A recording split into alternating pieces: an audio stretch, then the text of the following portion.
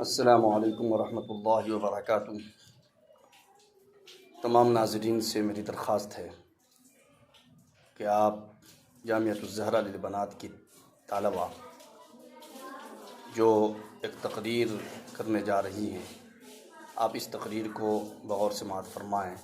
الحمدللہ، اللہ کا شکر ہے، کرم ہے، جامعۃ الزہرا للبنات میں 5 زبانیں پڑھائی جاتی ہے اور تمام زبانوں پہ دسترس حاصل کرائی جاتی ہے۔ ساتھ ساتھ تمام زبانوں کے اسپیکر بھی بنائے جاتے ہیں۔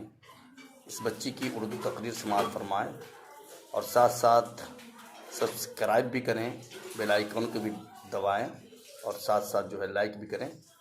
السلام علیکم۔ تو پھر مجھے بتائے، جس طرح تم نے اپنی عورت کو باہر لا کر کھڑا کر دیا، جس طرح تم نے اپنی عورت کو روڈ پر لا کر کھڑا کر دیا، جس طرح تم نے اپنی عورت کو بازاروں کی زینت بنا لیا، ذرا یہ بھی بتاؤ اسی طرح تم اپنی دولت کو اور زیورات کو بھی نکال کر باہر رکھ دیا ہوتا، اس کو بھی روڈ پر رکھ دیا ہوتا۔ یہی کہ نہیں، وہ تو بہت قیمتی چیز ہے۔ او نادان، دولت قیمتی کوئی چیز اسلام کے نزدیک ہے، وہ عورت ہے۔ عورت یاد رکھو، عورت اگر نیک اولاد کی شکل میں ہو تو ماں باپ کے لیے جنت، عورت اگر نیک بیوی کی شکل میں ہو تو شوہر کے لیے جنت، عورت اگر نیک ماں کی شکل میں ہو تو اولاد کے لیے جنت کو سمیٹ کر ماں کی قدموں کے نیچے رکھ دیا جاتا ہے۔ ہمارے نبی نے فرمایا، الجنت تحت اقدام الامہات، جنت ماں کی قدموں کے نیچے ہے۔ اور ہمارے یہاں بیٹی کی شکل میں ہو تو جنت، ماں کی شکل میں ہو تو جنت، بیوی کی شکل میں ہو تو جنت۔ کیا پھر مجھے بتاؤ، کیا جنت کو روڈ پر لا کر گھماؤ گے؟ کیا جنت کو روڈ پر لا کر گھماؤ گے؟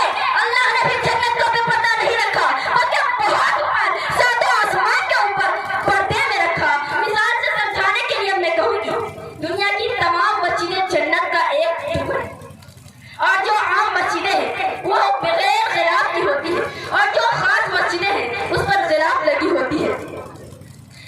اسی طرح عورتوں کو لے لیا جائے، جو عورتیں بے پردہ ہیں وہ عام ہیں، اور جو عورتیں پردہ میں ہیں وہ خاص ہیں۔ کچھ لوگ کہتے ہیں کہ عورتوں کو پردہ ڈالنا ان کو دیکھ کر ایسا معلوم ہوتا ہے کہ کچرے کا ڈبہ بھرا ہوا ہے۔ ساری عورتوں کو بے پردہ کرنے چلے تھے، قدرت نے کیا کیا تمہارے ساتھ؟ قدرت نے تمہیں جواب دیا، اے قدرت کے چیلنج کرنے والوں، قدرت نے تمہیں جواب دیا، اور ایسا جواب دیا کہ تمہیں اپنے چہرے پر ماسک لگانے کی ضرورت پڑ گئی۔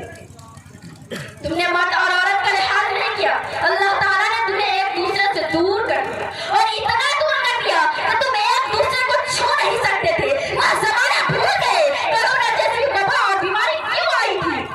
وہ وبا ٹلی اور بھول گئے۔ پھر سے وہی رویہ کہ اسکول کے نام پر بے پردہ کرتے ہوئے جھوٹ باندھ کر آگے آگے لڑکیاں چلتی تھی، اور پیچھے پیچھے نسل کے مذاق اڑاتے ہوئے چلا کرتے تھے۔ پھر سے شروع ہو گئے۔ او نادان، ہوش کے ناخن لو، ہوش کے۔ اللہ تعالیٰ تمہاری ان حرکتوں کو دیکھ کر جب غصہ ہوتا ہے تو کبھی آندھی کی شکل میں، تو کبھی بارش کی شکل میں، زلزلے کی شکل میں عذاب نازل فرماتے ہیں۔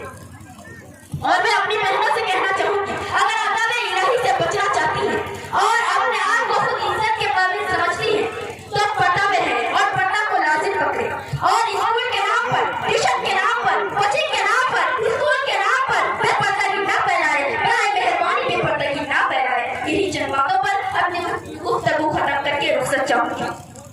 طوفان نوح لانے سے ایک چشم فائدہ،